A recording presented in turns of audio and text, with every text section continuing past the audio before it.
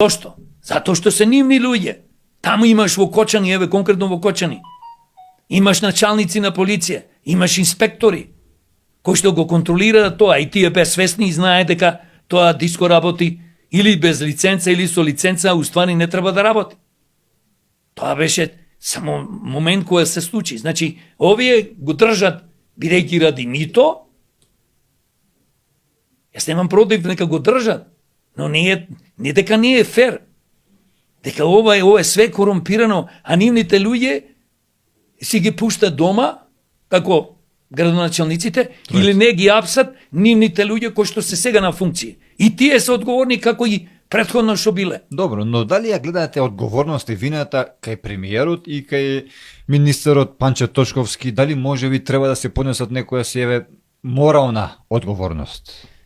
Виде, кај сета, кај цела влада е одговорноста.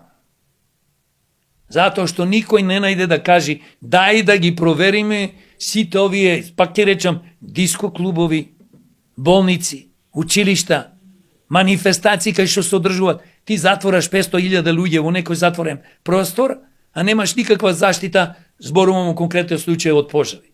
Немаш излези. Ти не можеш таму да го правиш тоа, затоа што никој од овие, и сигурно ја гледам, одговорноста е и кај премиерот, и кај владата,